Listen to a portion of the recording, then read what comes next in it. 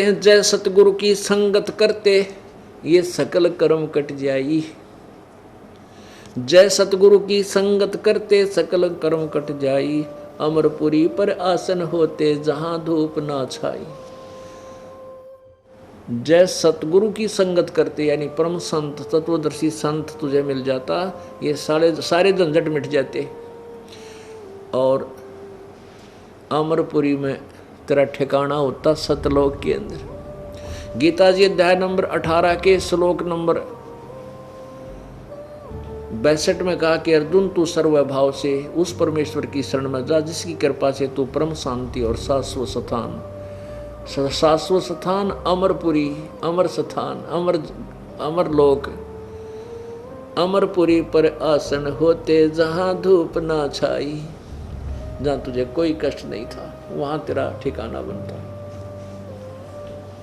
अब क्या बताते हैं, ये सारी कुछ कहानी सुनाकर परमात्मा हमें क्या याद दिलाना चाहते हैं कि जो साधनाएं आप करते हो, प्रथम तो आप राम नाम लेते नहीं, इच्छा ही को ना बनती किसी की, और कोई पुण्यात्मा पूर्व संस्कार से कहीं भक्ति की तरफ लगती है तो उसको दिशा ठीक नहीं मिलती, वो अपने मनुष्य जीवन को बर्बाद करके चला जाता है।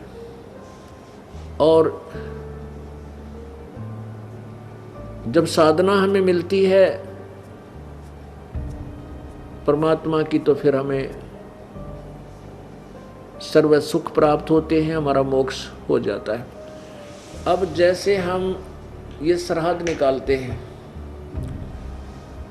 तो श्राद्ध कहाँ से लिए हमने? अपने पुराणों से हमने श्राद्ध निकालने का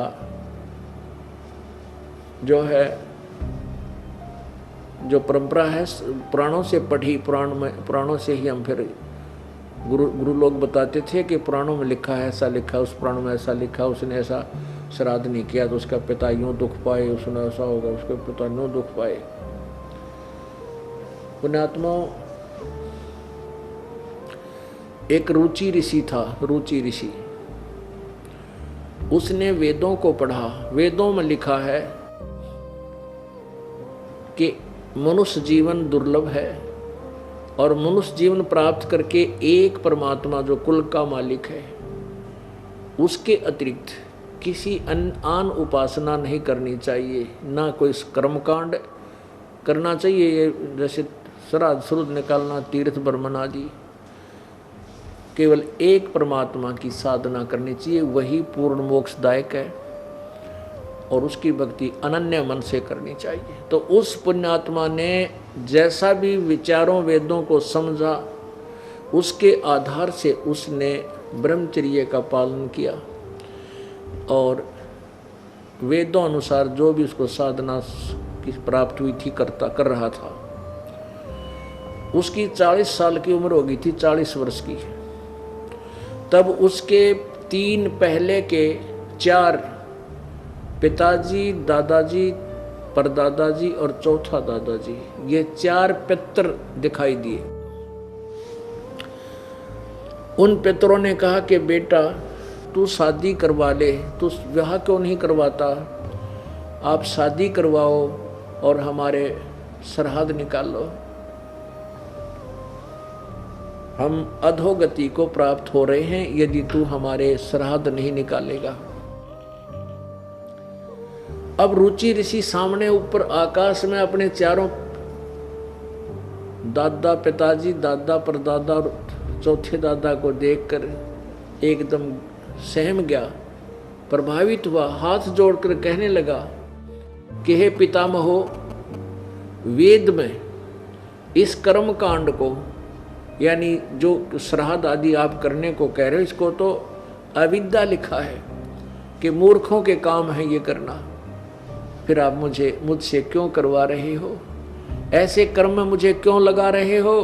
और पितर भी स्वीकार करते, कहाँ बेटा वेदों में इसको अविद्या ही लिखा है, फिर भी ऐसा है वैसा है, तगड़मबाजी मारते हैं। कोई बात हुई?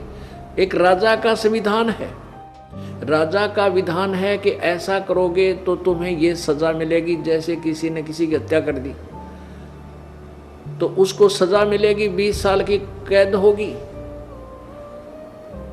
और उसके विपरीत उस कानून को तोड़ने से। अब जैसे एक दरोगा का मित्र था एक व्यक्ति गांव में, तो उसने अपने मित्र दरोगा से, जो उसी क्षेत्र का प्रभारी था, उसे जाकर कहा कि मेरा साथ वाला घर में मेरा एक पड़ोसी मुझे बहुत परेशान कर रहा है, मैं बहुत तंग कर रखा हूँ उसने। तो उस दरोगा जी ने कहा उसके मित्र ने कि तू मार उसका लठ, माफ देख लूँगा। अब दरोगा जी के आदेश का पालन करते हुए उस व्यक्ति ने आकर अपने पड़ोसी के झगड़ा ठान लिया और लट्ठम लट्ठा हो गया। उसका सिर में चोट लगने से वो पड़ोसी मर गया। अब पड़ोसी मर गया तो राजा का विधान टूट गया, तो उसको पुलिस पकड़ कर लेकर गई और जेल में डाल दिया, उसको सजा हुई। अब क्योंकि उसने राजा का विधान तोड़ दिया, एक अधिकारी के कहने थे, अधिकारी की आज्ञा का पालन कर लिया और राजा का विधान तोड़ दिया तो दंड का भागी हुआ। इसी प्रकार हमारे वेदों और गीता जी में परमात्मा का विधान है, उसके अनुसार साधना हमने करनी है, उसके विपरीत नहीं करनी चाहिए। यदि उसके विपरीत कोई देव है, चाहे ब्रह्मा है, चाहे विष्णु है, चाहे शिव है, या कोई और ऋषि है, महर्षि है, कोई आज्ञा करता है उस परमात्मा के विधान के विपरीत कोई साधना करने को, तो वो शास्त्र विधि विरुद्ध साधना है। और गीता जी अध्याय नंबर 16 के श्लोक नंबर 23 में लिखा है कि शास्त्र विधि को त्याग कर जो मनमाना आचरण करते हैं, वो मनमानी पूजा करते हैं, ना उनकी कोई गति होती है, ना कार्य कोई सिद्धि होती है, ना उनका कोई सुख प्राप्त होता है, उनको व्यर्थ होता है। पितर खुद स्वीकार कर रहे हैं कि जो भी आप क्रिया कह रहे हो वेदों में इसको अविद्या बताया है, और स्वयं कह रहे हैं कि पुत्र फिर भी ऐसा है ना, पितर ये दे देते हैं, पितर वो दे देते हैं, तो वो आदेश पितरों का है। विष्णु पुराण के अंदर यहां तक प्रमाण लिखा है कि श्राद्ध निकालने के लिए ब्राह्मण बुलाने चाहिए, जैसे पितरों के लिए तो इवन नंबर और देवताओं के लिए ऑड नंबर है। फिर उसमें आगे बताया है कि यदि 1000 ब्राह्मण बुलाए गए हों श्राद्ध निकालते समय, और उनके सामने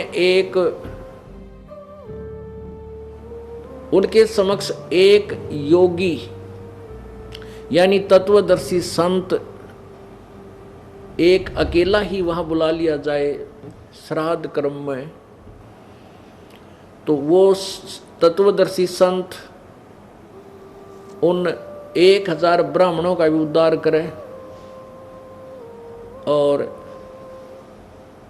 यजमान का भी उद्धार करे। तो पुण्यात्माओं, परमात्मा कहते हैं एक का साध्य सब सदय, सब साध्य सब जावे, और माली सींचे मूल को फिर फले फूले अगावे। हम क्यों ना उस ऐसे तत्वदर्शी संत की खोज करें जिससे हमारा भी उद्धार हो और हमारे पितरों का भी उद्धार हो, उन पितरों का भी उद्धार करे वो योगी।